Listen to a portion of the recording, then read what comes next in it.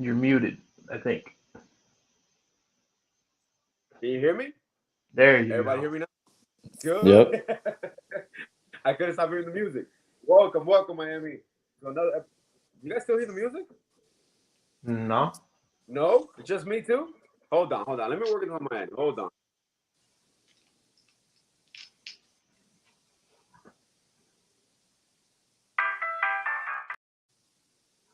Hmm, this is weird. No one can hear the music. Nope, Nope. I'm It's good just over my here. crazy ass. Jesus There's Christ. it's Hold you, on. man. Crazy. Hold Perfect on. way to start. Let's get it. It's beautiful way. Sorry, Brady. We usually don't do this like this. Okay, You're good. stop. All right, I'm good. I'm good. Welcome, Miami, to a Thursday episode of Fast Break. Like always, the voice of God. God, how you doing? What's up? What's up? And our very special guest from the Five Reasons Sports Network, host of the national podcast. I believe it's the Step Back, right? Yep, got it. Like Brady Hawk. Always a pleasure to have you on, man. Last time we have you on was before the season. How you doing, bud? Yep, good. Appreciate you having me back. Different Oh, circumstance right now, but yes, yes, very different circumstances. I know you keep you busy, so I just want to start off where I know I labeled the show kind of like the leap year. This year has taken bounces of injuries. We don't know who's going to be in the rotation at any given moment. So it's kind of become the storyline where, from a fan's perspective, you kind of see the whole narrative of the summer of Hero and Bam. Can they make the next leap? So the first topic I want to discuss is, from your perspective, you see this day in and day out. You talk to Spo. What is the sense that you feel that close and personal with the leaps that we have seen from Tyler and Bam this year? well, if there's any positive from this season, and let's be honest, there have not been many. Like really, have not been many. Tyler Hero and Bam Adebayo were better players than they were last year, and I think that's why this is a little weird because you're looking at a circumstance where this is essentially the same roster. It's just different things are happening along the way. Just not having PJ Tucker, you're adding in different players at the end of the roster. But other than that, most of your players, your entire starting five essentially have been better this regular season than they were last year. That's why this is just very weird. Specifically, Bam and Tyler. And I'll start with Bam by saying I think when you talk about leap year, I think that's what that's been for him. We've heard him in the past, and everybody after games, I remember tweeting after every game where he said, I need to be more aggressive. And everybody's screaming, saying, don't say it, do it. Before the season, he said it. Like he said it before the season. He labeled it saying when Pat Riley said to get to 15 shot attempts, he said, why not 18? And there's been a lot of games where he's gotten to 18. I think he's done it 10 times this season, and they're 8-2 when he does it. There's just it's a good thing when he does it. When he's aggressive, the offense looks different. I think the good thing in terms of leap, not only the willingness to take the shots, but what we talked about for so long is, can he find a go-to shot? Like, is there something that he could say, can I go to this when in time of need? And he's found that in a little 6 to 10 range, pull up, Yep. leaner, fade. The thing is that we're going to have to talk about down the line as we move forward in general is like, take that shot, but also continue to get to the rim, because getting to the rim is the most important thing. But that'll all kind of sort itself out along the way. The important stuff is that he's figuring himself out as an offensive player. The defensive stuff is still there, as we know. It's just being more aggressive, finding himself as a scorer. And we've seen that. He's taken that lead. Tyler, on the other hand, I think, we saw in this road trip specifically him do things as a scorer that you'd like to see. There's things in general of him seeing doubles that we saw in that series and in Philly specifically. And then obviously we saw a little bit in Boston, mostly Philly, where he saw those blitzes. How does he respond to that? And he's figured it out along the way. I thought he's kind of made good reads. The Tyler Bam pick and rolls kind of helped him in that way. But as a scorer, I think the three-point shooting is really important for that, as we saw when he hit 19 threes in back-to-back nights. Like that's a very important part of this. If he's hitting that pull-up in a starting lineup, and I know we always talk about the starting lineup, can it work? If he's out there with a bunch of on-ball players and he's able to spot up in that way, that's important. So that's why I say it's weird. It's a weird circumstance because this team is obviously a worse version than what we saw last year, a couple months ago. But two of their top three players in Bam and Tyler are definitely better players than they were. And Clutch, before I get to you, I just want a quick response, Brady, when it comes to this one.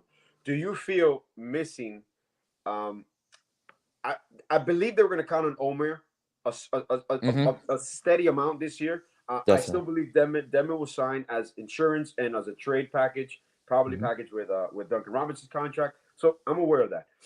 Do you feel, number one, Gabe Vincent missing an extended period of time defensively.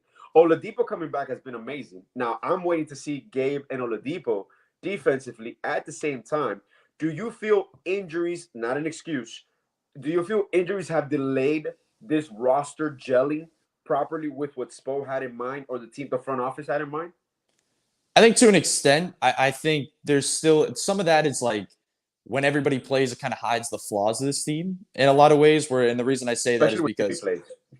Yeah. Jimmy's the big element here. Because when Jimmy plays and he's able to get to the rim, you look at the game, this past game that we just got by. They didn't get to the rim at all. Like they did not get to the rim at all, and that's the offense is pretty much over. What does that mean for the offense when Jimmy doesn't play? You're relying on role players, and when you're basically dead last in the NBA in catch and shoot threes, it's just not a good formula in general. So I think that just when you have a healthy roster and you have Jimmy be able to do that, it masks some of the problems. But I think definitely they still need a healthy roster. Like there's no doubt about it. They'd be in a better spot. Like Gabe playing could help some of the point of attack stuff that we're seeing. But there's still a lot of problems on this roster. They need their role players to be better off the catch than they've been. And we saw that in the playoffs as well. Like they relied on 3-point shooting. It fell off, and that's kind of what led to them kind of tailing off in the postseason. But you mentioned Omer. I'm totally with you, Omer, because Omer was the backup big heading into the season. They were mentally, physically prepared for Omer Yurtseven to be the backup big. All of a sudden, he's out, and Dwayne Dedmon has to step in. That was not their plan. And that's what's kind of led to this. And I've been pretty vocal that that's been problematic. Like they need to fix that because if it's via trade, if it's via Orlando Robinson, even like they need to try something at some point to fix that type of realm. So it'll be interesting to look at. And I give credit. Bobby was the one that brought me to Orlando Robinson during the summer league, and I started looking at him. And right now, he's a perfect fit instead of a Dedmon. But Clutch, what is your point of view? And I know me and Clutch over the summer we had our arguments with Omer and about Tyler Leafs and all that. So Clutch, up to now, we've talked about it before, but we got back to 500. We got a game above. Now we're back at 500. So what do you feel, Clutch, is the stretch run? What can we do now with what we have? Okay, to clear things up, like to start, our argument was that you wanted Omer to start. I liked Omer as the backup to Bam. That's what the argument was. It wasn't that possible starting lineup. It wasn't that I didn't like Omer. It was that I wanted him to back up Bam, not to play with Bam. Okay. Anyway, this year that's clear. Yeah, this year one thing I've liked, like you've talked about, is the growth between Bam and Tyler, and the chemistry they've developed together over the last year or so. And I really liked that Spo, even though we're kind of on this roller coaster ride of wins and losses, has found a way to maximize Tyler's minutes as much as possible by being Eric Reed brings it up all the time on the broadcast, that about Tyler being the first starter out and then the first starter back in. So he's basically playing the same role he was playing last year when he won Sixth Man of the Year with the rest of the bench. And I like that he's found a way to maximize a lot of what Tyler can do on the court. And what's hurting us the most, you hit it on the head, is Jimmy's availability. When he's on the court, we look good. And when he's not, just like if Bam's not going, we pretty much have nothing going for us. And that's a little troubling. And I like that we got Vic back to playing consistent minutes, and he's playing very good on defense consistently. He still need a little bit more on the offensive side of the ball, honestly. But injuries just really hinder what the roster can do. I mean, when we don't have the last few games, we haven't had Kyle or Gabe, so we really haven't had a real point guard out there. It's been Tyler playing point guard, Oladipo playing point guard, but not. Ideally, you'd rather have a real point guard out there right next and let those guys play off ball. So that's the most troubling part of the stretch that we have so far. But other than that, I think I pretty much hit everything I wanted to say on the head right there. Yeah, and this stretch also we've been missing Caleb, because when Jimmy's out, Caleb kind of becomes like a mini Jimmy Butler when Jimmy's out of the lineup. And in that regard, I'm gonna bring to this next topic, because we've talked about a big emphasis of mine is on the rotations, and I love Spo. Typically, Spo is a genius mastermind when it comes to adjusting, and his staff as well, because the staff also has credits. They're always in his ear. my one concern, and I'm surprised it took so long. And Brady, you've talked about it, I believe. The when they removed themselves from Duncan Robinson, slowly because of necessity, you kind of see Duncan Robinson again involved in the rotation. It could build back his value around the league, but he's actually beneficial for this team. Do you feel that also a fatigue of players like a Max Strus going through a shooting slump now? Players that I'm not saying they've been maximized, but they're playing above what their role should have been this year. Do you feel that has taken a toll? Because if you see some of these games, we start perfect, or we might start off a little slow at times, but by the second quarter, we're on a roll. Third quarter comes the third quarter, and then in the fourth, in some of those games, we've lost leads that you kind of see that bad teams, it happens to bad teams, and you're not used to this. We're used to closing these teams out. So aside from availability because of injuries and people coming back, do you feel there's certain role players in this team right now, obviously that might be playing out of position, but that can kind of recoup with more controlled minutes as people come back into the rotation? It's tough because I think a lot of the guys you're hinting at you're seeing, I guess, hit a little bit of a mini wall. Like we haven't seen them do this. Like that's not what we've seen. And then you hit on it with the coaching staff. Like I think they deserve a ton of credit because they just continue to do this. Like they find these undrafted guys and they maximize them in this way. But then it gets back to the point where it's like they were at the beginning of this time, they were undrafted for a reason. Like there was limitations to some extent. And sometimes they just get overlooked, and all there's big time stories in this league, obviously, that they end up becoming something. But usually there's some type of limitation. So that's, I think, what you're seeing now, where it's like almost some nights you're looking at this and it's just bad basketball. Some nights you're like, there's not enough talent out there on the floor. Yeah. Like that's what it kind of comes down to a lot of nights. So I think Caleb is kind of the one that's not in that realm right now, because I think he's taken, you talked about leaps in that realm of that kind of grouping. Caleb's taken a leap where he's done things as an offensive player that you'd want from him. Like you really do. There's things in isolation you've seen. There's things as a playmaker. There's things off the attack. Like that's something good. But in terms of the other guys hitting a wall, I think it is problematic. Like that's it rubs off on the other team. Like I said, this is a team that in the regular season heavily relies on role players. They just do.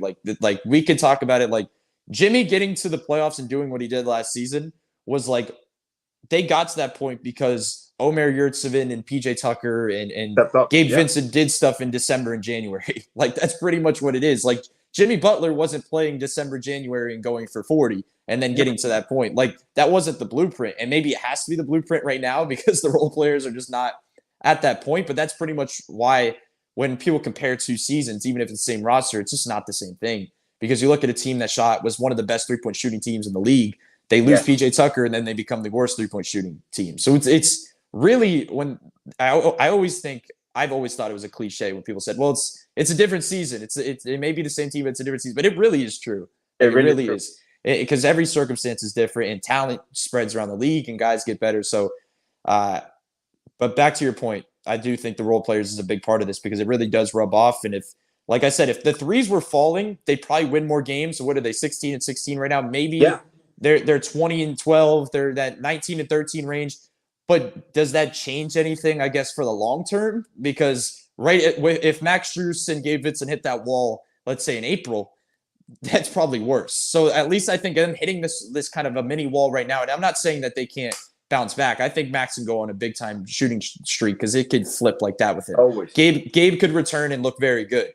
But I think them hitting this wall now allows them to be put in a position where when that January 15th hits and the contracts are able to be eligible to be traded, they have to make the moves necessary to improve this roster. Because if let's just say they're top 5 in 3-point percentage heading past the deadline, maybe they get comfortable and they'll say, well, let's just add a backup big and we'll call it a day. We'll roll into the playoffs. Like that would probably be more problematic than what we're seeing now. That gets tricky.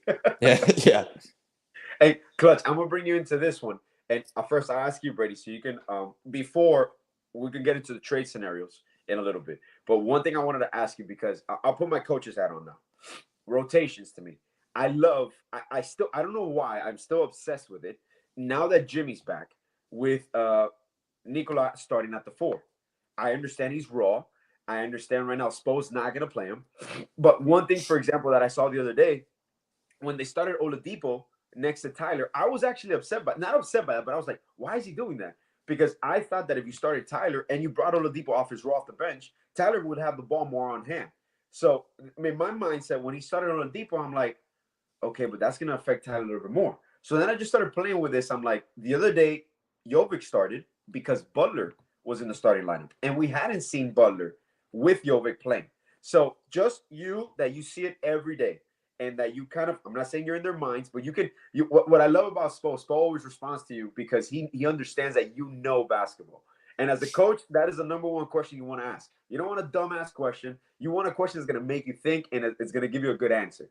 Rotation wise, in the future, pending trades, I do see, for example, Jamal Cain in a standard contract here.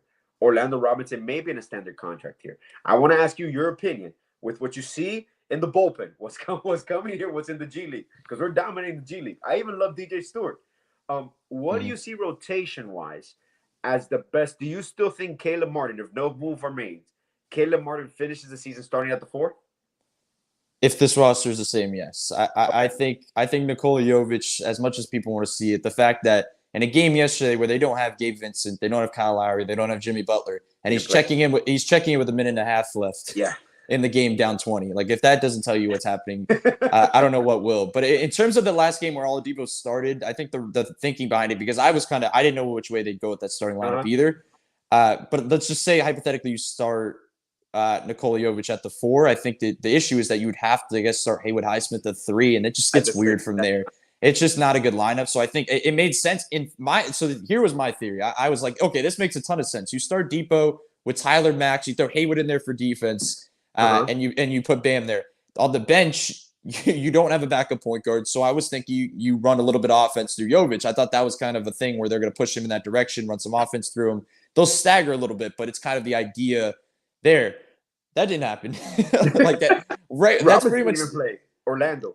Which, yeah, pretty much. Like, that's just it. Whatever you think is going to happen in a game like this with Spo and the rotations, it just usually never happens. So that's pretty much the way it goes. But I just don't have honestly much trust that Jovic is going to break the rotation at any point this season. I said it before the season because I didn't think he'd be ready. But then we saw a little bit, and I'm like, okay. And we've seen the struggles with the Heat where I'm like, okay, now he needs to play. But it's still, now I'm at the point where I'm watching the trust, where I'm watching him trust the undrafted guys in Jamal Cain and Haywood Highsmith and Orlando Robinson more. Even I go back to earlier in the year where they had nobody. Like, they had nobody in a game in Washington.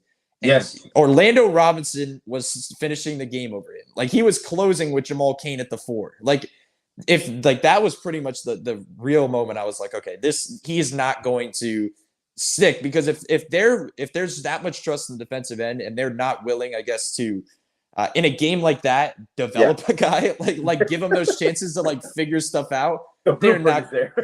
They're just not going to do it in April. Like, they're not going to do it in April and May. So in terms of I know you mentioned some of the G League guys. I think if this team is going in the direction that I think many thought they would before the season, in terms of just trying to make a push in the playoffs, ideally you're not worried about those guys, to be honest. Like, if I could be really, like, those are good developmental stories. We've seen them do it. And I think they can be maybe next season, or certain guys can develop.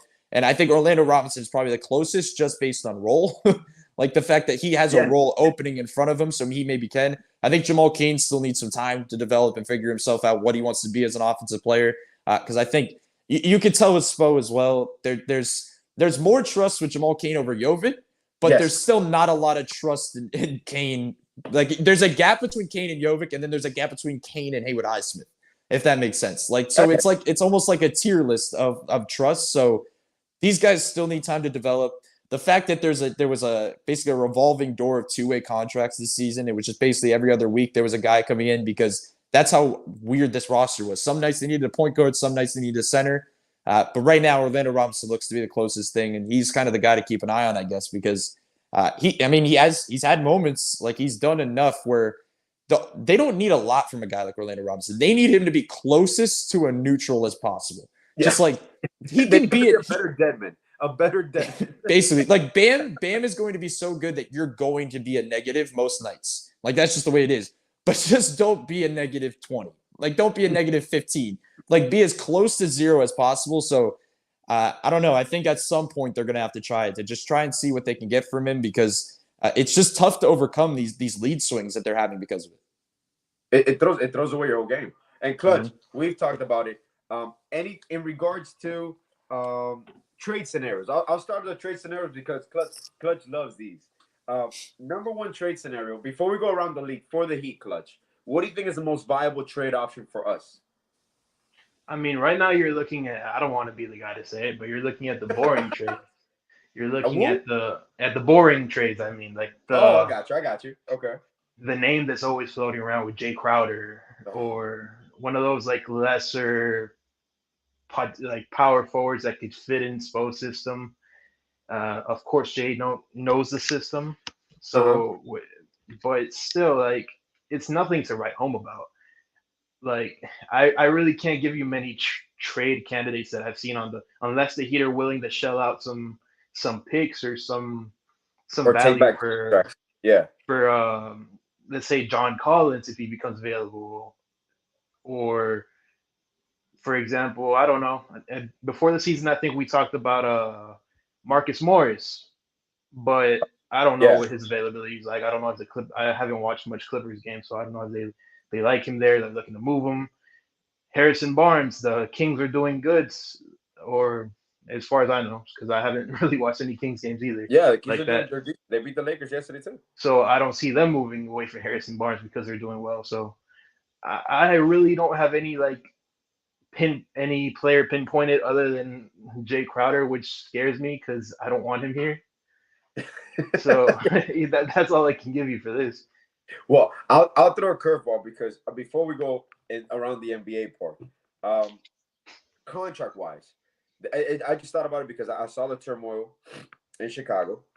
I understand DeRozan might if things don't go as well, ask out. So it might cost us more to acquire him. But of all the players that they have, Nikola Vucevic, he's in a contract year. So that might be a move that obviously a cheaper route. You don't have to give that much assets, kind of match salaries, maybe a small asset here and there. But does that come now with a contract extension, etc.? So Brady, I'll ask you in regards to this here, because there's a few options that there's always something in the trade deadline that comes that you don't expect. I don't expect, for example, Zach LaVine to be traded, but could happen. I don't expect DeRozan to be traded. Even in regards to us, the Heat, I don't expect a Lowry trade. I don't see that happening, but I won't discount it. So from your perspective, without any inside information, without breaking anybody's trust, what do you see that might, or what do you feel might be a possible move? Obviously, the popular contracts to trade is Duncan Robinson, Bedman. For either of those, no matter how better Duncan plays or his value goes up, you have to attach an asset if you're going to acquire something, unless you're acquiring money back in excess years, which the Heat typically don't want to do. Especially with Hero's contract up next year, impossible Stu situation. Omer's going to come cheap again because he hasn't played. So, what do you feel is a viable trade option, realistic viable trade option? You could give me boring or popular, whatever you want. Yeah, it's tough because I think I had this conversation in the off. I think I talked about it with you guys on the off season that it's basically they need a 4. Like it's that simple. Like we're just like basically talking about 4s again. We're going around the league, but this is why I think it's weird. And I know a lot of people have been talking about this. It's like this league is so much parity. Like you look at the West and it's like the 11th and 12th teams are the Warriors and the Lakers, and they think both teams are making playoff pushes. So it's like nobody's making moves right now. Like it's just not happening. That's not happening until February. Like I don't think it's going to be very tough unless you look at the bottom of the East where those teams are pretty much making that real push for the number 1 pick in the draft, where it's like maybe those guys can sell off certain parts. So it's a little bit interesting. I think you were talking about the Bulls. I think like ideally, like if you could get a DeRozan, like obviously he could play the 4. Like on the Heat standards, he's a 5. So he could definitely play the 4. And it's funny because if you could do it, because first of all, you were mentioning about certain assets, like you mentioned paying Max, paying Gabe, like that you probably have to throw at least one of those guys in, I guess, as kind of that extra piece into that trade. Which I think they'd feel. I think if you're trying to make this push for Jimmy Butler and go on this run and try to build this roster out, they've been talking about like the fit. Like on paper, it's not the greatest fit. Next to Jimmy Butler, next to Bam Adebayo, having 3 non-shooters and your front court, it's not ideal.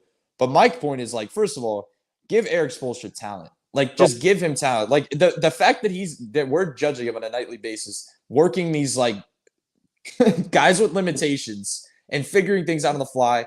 Like, let him figure the 3-point shooting stuff out later. And first of all, they're 30th in 3-point shooting, so it's not like you're losing out and like going lower. Like there's so it's like if you could do that, and I think that's a pretty clear thing to say. I think everybody can agree on that point. Like if you can get DeMar DeRozan, obviously you do that. I think in terms of other options, I think Bogdanovich is an interesting option. I just don't know how expensive he's going to be or what that price will be. But I think that's kind of an ideal type player. He's a guy that can play the 4. He's a guy that can figure out, kind of really fix your offensive issues. I think he's a bridge between Jimmy and Bam at the 4, where he's a spot-up shooter that is going to knock down spot-up shots, but he can also create enough that, let's say Jimmy's out a game, but he could be a creator, like off the dribble, in different ways to score, different ways to play make. So I think he's an interesting option. And then obviously the main thing there, you have Caleb Martin off the bench who can plug in for Bojan. He can plug in for Jimmy, and he could play his role a little bit better. So, and then I guess there are more boring options. Like the other thing I'll say is in terms of trades is I think we constantly talk about the 4, but now I think it's to a point where can you snag a backup 5 while you're snagging a 4? Yes. And maybe that's a third like a third team that you have to bring into it in terms of trades. But if you could do that on the same team, I think of like, let's just say hypothetically, and this is not one of the trades, but I'm just saying like PJ Washington, let's say you like, and then you try to throw a Mason Plumlee in the mix just as your backup big. Like just get somebody in a trade with your 4. So now it's like you need 2 solid, not solid, but you need 2 viable front court guys, I guess, now in a trade. So it'll be interesting. But Bogdanovich, I guess, would be, if you're asking me for one that would be like an interesting ad, I think it would be him. And we were talking about Clutch and me. We were talking about last week. I just didn't know legality. Since he signed an extension, he can still be traded this year, or does it have to be after the January 15th marker? I don't know. But either way, I mean, the Heat are gonna have to wait till that January 15th marker, anyways. So that's an interesting question, though. Okay, Clutch, are you with me, buddy? Yeah, I'm here. I'm just listening. Let's say, for example, we swing that trade. Bogdanovich. We talked about it last week, you and me. Do you feel with how the season is going? Because the East top, the Nets are playing lights out. The Nets are playing carefree. The roster that they finally constructed in the summer that we all saw was a championship caliber roster around because they got complementary players. They basically got all the players that they traded for Harden. They were slowly going back to their role players, their defensive center. So you can see the fit. Milwaukee's going to be there. Boston's always going to be there. Philadelphia. Brady, I also want to talk to you about Philadelphia with the whole PJ Tucker situation. Me and Clutch talked a lot about it in the offseason. Are we really losing much in hindsight now, obviously?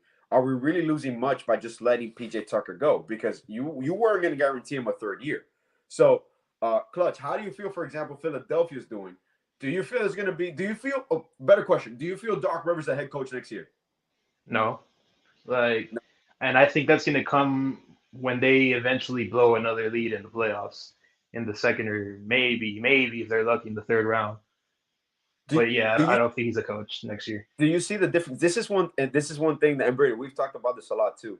The other day we were trying to come up with a list of an undrafted player that Miami signed, developed, that got better once they left Miami, and we weren't able to find one. Yeah, I don't think there is one. We maximize even PJ Tucker. What I love about Spo and this staff is that you get PJ Tucker at the time, a 34-year-old veteran, a seasoned veteran, played overseas, played in the NBA, and you basically develop an area in his game that no team had even touched. His little runner floater, obviously the corner threes he's always shot, not at that high of a percentage, but there's things that you see, which to me is the beauty about a basketball player when you don't box him in. But this organization, this staff is able to get, obviously you can squeeze as much as you want. It reaches a point, which we might be seeing this. And I don't know from this perspective, is it better that it happened now also? Because, for example, when Duncan Robinson was on his contract year, and people talk a lot of shit about Duncan's contract, Duncan was going to get that contract that offseason from whichever team was going to offer it. So I understand it. Do you feel at times it's better that this happens now so you don't. It kind of clears up your planning for the offseason, where you're going to allocate your money depending on who becomes available as well. Yeah. Is that something that's productive for the organization, not only for the coaching staff but for the front office?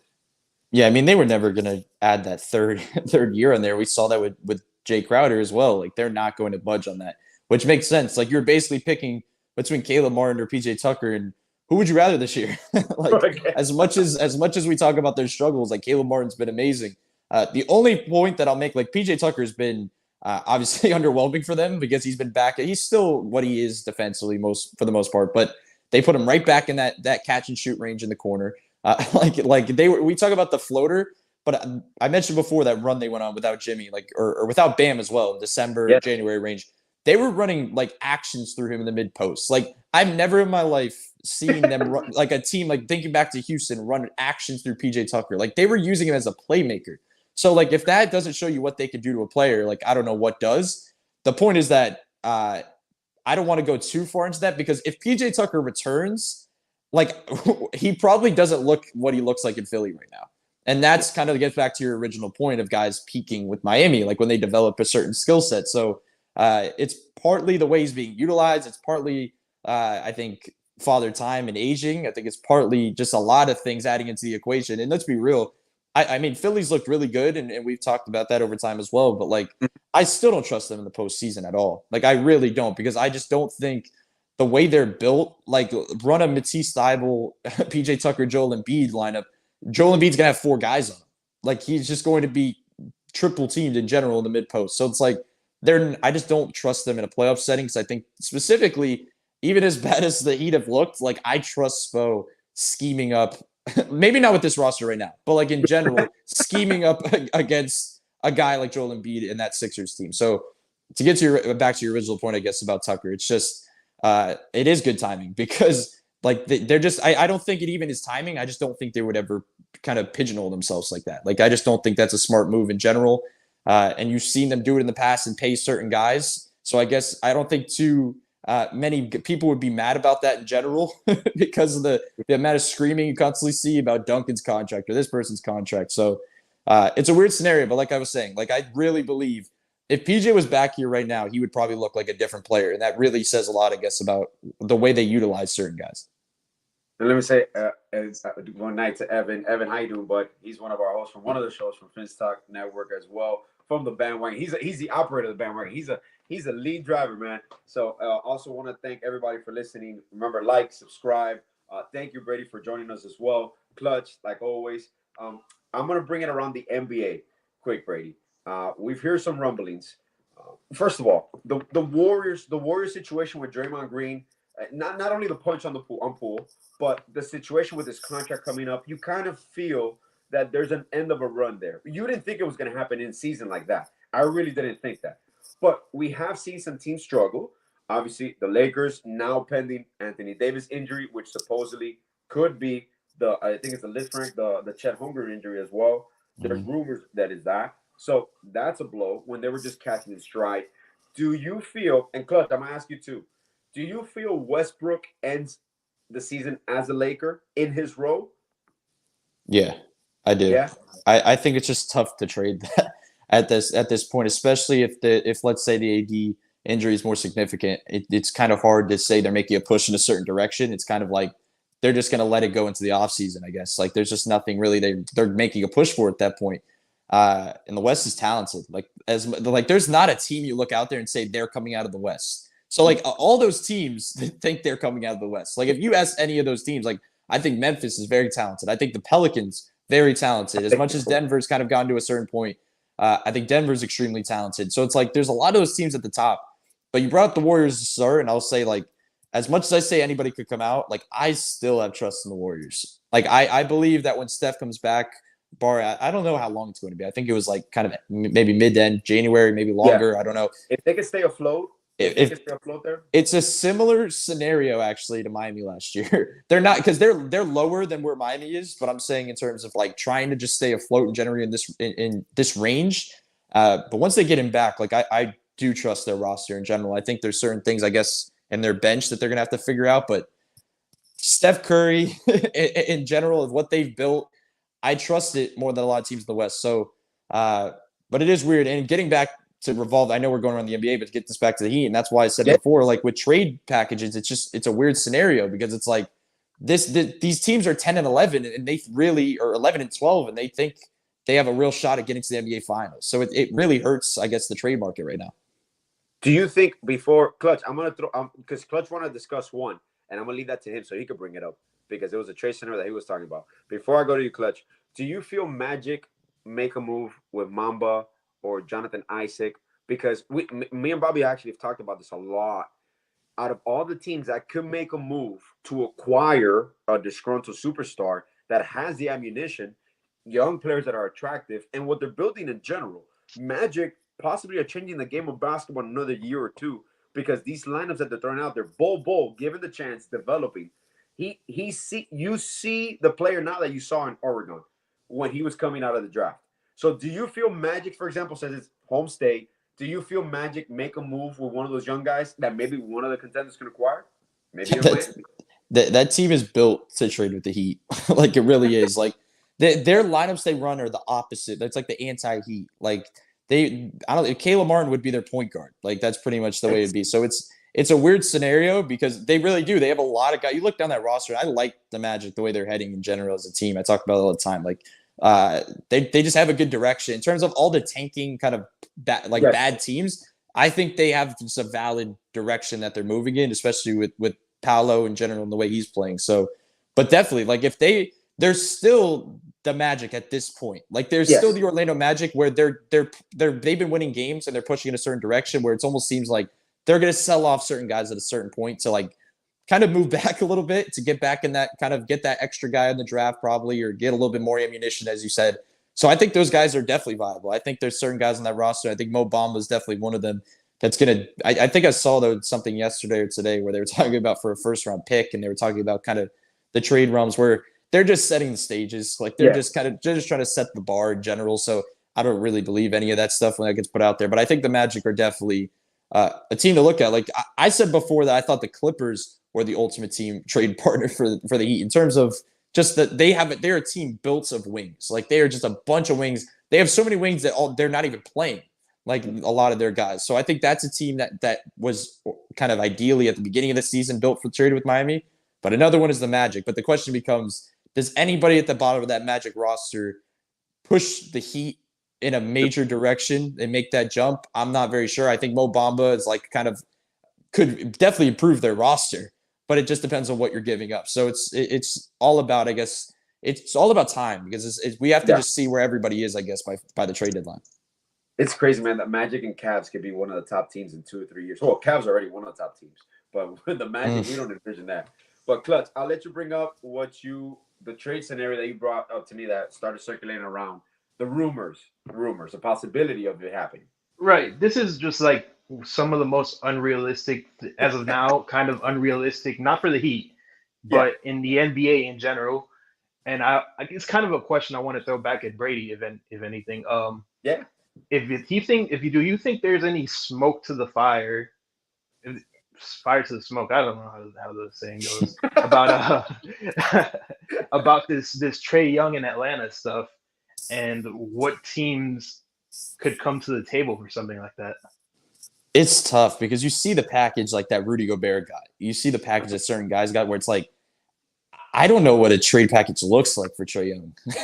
Where like I don't think it's smoke because I think it's they're trying to set the stages. Like I just said, setting the bar is kind of a big part of this. And I think there's a lot of stuff there where they talk about the coach and him not seeing eye to eye. So I think the coach firing will probably come before anything because they're going to make sure their superstar players kind of happy first. But in terms of trade packages, I look around the league and I don't know what's good enough. Like it's a tough thing because I don't know who's giving up what. And if you're giving up that, is Trae Young going to be happy going to a team that just lost everything? Like they lost their future, they lost their now, they lost everything. So we've seen this before where players like him like do this, but like he's young, he has like the talent, he has the upside. Like there's just so much to it where I really don't see it happening, to be honest. Like it's really tough. So I think they're gonna have to do something, I guess, with the coaching because just try to make him happy. They're gonna eventually have to do something with the roster. I think it is tough, I will say, in terms of roster because he's a tough player to build around. And I say that like he's so talented, but he just needs the ball in his hands so much. Where it's like you have to have guys that are really willing to like be spot up shooters or be willing to like give that up. Like he's not a guy that you're gonna put next to another superstar player and just like figure it out. Like he's naturally like an inefficient scorer who could go off, but like what happens certain nights. So it's like, but back to the trade package, it really is tough. It's a tough scenario to think about when you look at the offseason and see what Mitchell got, and you Yeah, see what plus, I Gobert got. mean, Gobert ruined the entire perspective of what a trade package looks like.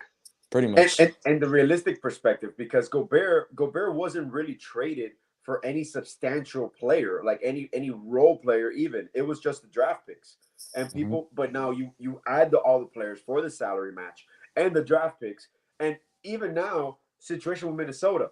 Minnesota did that trade, the home run move to keep them up next to Cat. They're not even playing that team properly. They don't have the proper schemes. Even now with Cat and Gobert being out, you see that team playing freely. Like, I don't understand these teams. Sometimes they go for that home run move, but it just depletes always. It comes back to the Carmelo Anthony trade with the Knicks. I understood why they were doing it and what they were going to build around. But that year, the way they had Amari Stoudemire, Raymond Felton, all that team, the way they were playing, they depleted that whole team for the and send them over to the Nuggets for Carmelo, and it just destroyed any momentum that team had. You acquire Carmelo, he's a superstar, but you just remove yourself any possibility to continue what you were doing.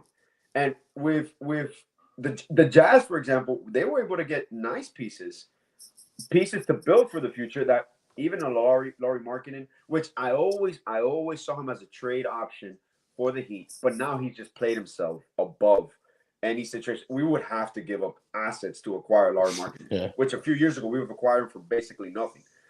So these situations in the NBA, when they happen, do you see, Brady, before we go, do you see any trade, it could be out of this world, that changes the landscape of this NBA come February? Like you mentioned, there's so much parity.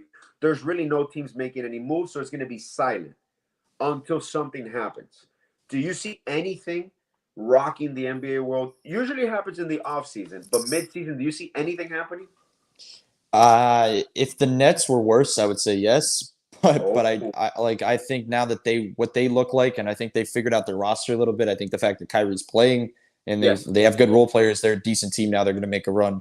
Other than that, I think it's tough because even if a guy breaks out, let's say the Bulls are the team to kind of watch, I think, in that range because they could have a fire sale where if one goes, three are going. like that's pretty much it feels like we acquired Goran back, Dragic back, the Dragon. If they were to make a trade with the Bulls, I would think they would. I'm pretty confident saying they'd get Goran back. Like because let's just say hypothetically you're getting a DeRozan, you're probably throwing Gabe in. Yes. Let's say in that deal, you probably get Goran. You probably get Goran back as your backup point guard. Like that's pretty much the scenario. So, now I kind of need it, not for DeRozan, but for Goran.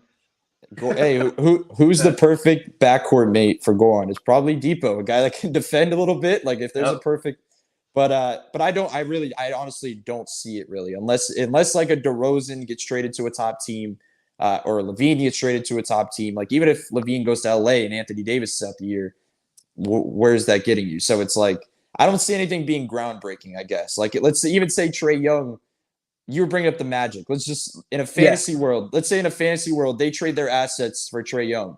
Where are the Magic going? Because they have nothing else on the roster. So a lot of the groundbreaking trades are going one direction, I guess. So it's tough. I think it's pretty much going to be similar. It's just going to be minor moves, and I guess watch the Chicago Bulls. I guess that's one topic I want to discuss before we go. This is my last one. My last question says I have you here. Gonna take advantage of it. Kyle Lowry.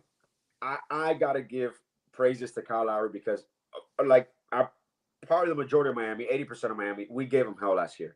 We don't understand, obviously, the private situation that he was going through. People forget that these NBA players are human beings as well. Their fathers, their brothers, or their sons. So that aside, they're professional athletes. We get it.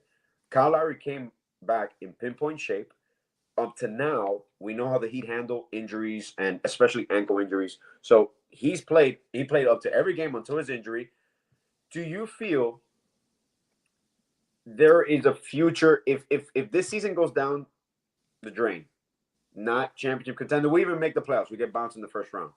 Do you feel there's any chance that he finishes out his contract as a Heat, or he's traded as an expiring deal to reshape the roster one last time before Jimmy kind of tinkles off his prime?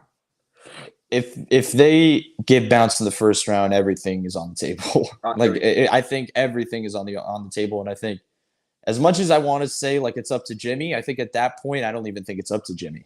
Like I think at that point it's we got your good friend here, and let's say he's one of the people that tails off. Like I think at that point you're making whatever moves necessary, and you don't really you're making the right moves for your star player, not your star player's friends. I guess you're making for your team in general. So I could see a scenario like that. I think it's just tough because I just don't know who you're trading him to. Like it's just really tough. Like even if you ask Toronto people, they're just like, well, once that deal finishes up, then he can sign here and finish out his career here. Like I don't even think Toronto's willing to like take on that contract right now. So it's like it's tough to see that scenario. I think ideally if he keeps up the pace that we're seeing and he's healthy enough to be a decent player and they're able to, figure some things out, ideally that's the spot you want to be in. And I think you kind of started this perfectly because I think he deserves a lot of credit because there's a lot of people that have been, talking down, I guess, on Jimmy's missing games and this guy's missing games. Larry's been here every night. Like, no matter what it was, he played 50 minutes in a game in Washington. The oldest player in the roster. Well, except UD. But the oldest active member of the rotation. Exactly. And he's leading the league in minutes at a couple of weeks ago. Like, he's been playing well at that. Yes. Like, he's been doing things, I think, better. He's been shooting better from beyond the arc. Like, he's doing certain things. So he deserves a lot of credit. But as much as we know, the regular season doesn't matter. Like, he could be amazing. The playoffs come here, and then everything changes. The front office's opinion changes. The fans' opinion changes. So it really comes down to that. But the ideal thing is that these missing. I know it's a weird spot to be in because they have to get to the playoffs first, and they have to be in a decent position first. But then you don't want to burn the one guy out that can easily tail off at that point, as we saw last season. Like we saw him, the injury. He was Gabe Vincent was the starting point guard. I think the more games than Kyle Lowry was in the postseason. It felt like I think it was around the same number, but you just don't want that to happen again. But then again, you need to be in a better position. But I think that's not on Kyle Lowry. That's on the roster construction. Like that's not on the Lowry shouldn't have to play 82 games to get them to a decent spot. So it's a weird scenario, but I guess the big thing is like in terms of the trade scenario in the offseason, it just comes down to playoff success really. Okay, and I'll end it on this, Clutch, before your final words, Clutch. My perspective, even if we don't make there's gonna be a move. We can almost 100% say there's gonna be a move. We don't know, but even I would say I'm comfortable based on what I've seen. The Oladipo minutes, the way he came back, I'm comfortable when I know Vincent is coming back, Jimmy coming back. You're gonna manage Jimmy's minutes. We all know that. You're going to have to manage Jimmy. You're going to have to manage Kyle Lowry. When you have your depth available, injury-free, being able to play the rotational minutes, you have the luxury of having those night off because you do have Bam and Tyler Hero on your roster. So they can go off on any given moment. So part of the season, obviously, as we go, we're in a tough spot because I called it the leap year, but it's still the transition part where you're going off Jimmy, still in his prime, maximizing that, and then you're incorporating Tyler and Bam, their growth. So you don't want to stunt one growth, but you don't want to limit one's potential and max out the roster. So this is honestly the most complicated Heat roster I've ever seen because any little thing can tilt it one way or the other. So I'm confident that we'll turn the season around. I'm confident that Spo still will find the perfect rotation like he always does to maximize what we have, and we'll see what moves come. So it's going to be a quiet December, but hopefully we have a loud January coming, or a very loud February. So on that thought, Clutch, any final words before we go? No, man. Just I have to bring it back. It's a happy day. The Duncan Robinson counter. We have 7 more threes until Heat history. All-time leader? Yeah, all-time leader. It's crazy, man, how Duncan, and before we go, Brady, you see it in person, he's handled everything with class.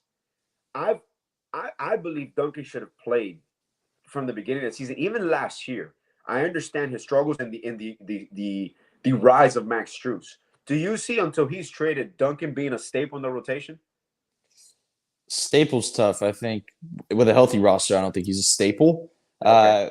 I think the more important thing isn't even the rotation thing to me. It's the way they utilize him, to be honest. Yeah. Because this season they pretty much just said if you get minutes, just go out there and just you're gonna be a catch and shoot player. You're gonna kind of figure things out on the fly. And I think me personally, I think that's the hardest job in the NBA. Like if you're a shooter that gets thrown in there for 6 minutes and says That's go try to horrible. do something, like it is tough. Like it really is tough. So I think that what we saw in that Spurs game specifically, I thought that was a really big turning point in terms of the way they basically went out there and said, we are going to run actions like with him, like it's 2020. Like we are going to run actions. We're going to run him off certain things. And we saw them basically win the game in the third quarter because they just ran a bunch of different stuff, like creative stuff that we have not seen. And I don't think there's anybody on the roster that they could do as many creative actions with than As Duncan with Duncan. Robinson. So that's why it's a weird scenario, but it's like there's still, as much as you say that, there's still the inconsistency factor where it's like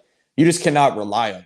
And that's the issue. It feels like when Duncan Robinson is playing like consistent minutes in this rotation, they rely on it heavily. So it's like you are basically, are you going to win or lose depending on Duncan Robinson shooting well or not? Like I don't know if that's a good formula, and I don't know who you're blaming that on, but I think Robinson deserves minutes, especially at this point right now. Like he's the type of guys that just like can try and spark this team like he did in that Mexico City game. Like he's got to figure it out in terms of the 3-point shooting. It's just like feels like some nights where it's like Duncan and Max, like we've seen recently, where they both don't have it going. That's just it's a killer to the offense because it already looks terrible in general. The way they've been running offense these past few weeks have just been awful to watch. But when they don't have their shooters going, and then teams can help off a little bit more, and then Jimmy has more guys kind of crashing on him at the rim, and then there's different factors here.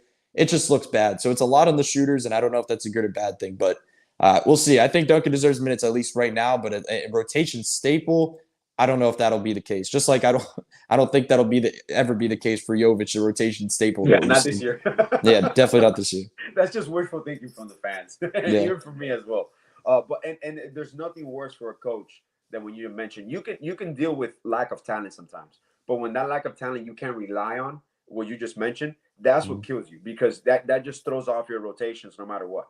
And you're biting your nails to make sure it's like if what I'm gonna get from him worth what I'm not gonna get from having another guy in the lineup, and that's what just kills your whole season. But first and foremost, before I leave, I can't forget. I want all the people that are in Middle America with a winter storm coming. I just want to make sure that they're safe. We pray for your health, especially this weekend because it's gonna get super cold. I know Bobby's there. Evan's up north, so he'll probably get some storm as well. And I want to thank the time, like always, Clutch, my partner in crime, the voice of God, always with me. Typically Wednesdays, we've been off for 2 weeks, been crazy scheduling. And Brady, also, thank you for taking the time from your busy ass schedule nonstop to come and talk to us for an hour, just about Heat stuff that we love, man. I truly appreciate it. Yeah, for sure. Thank you guys for having me back. Hey, man, make sure everybody out there, thank you for tuning in. Like, subscribe, Fins Talk Network.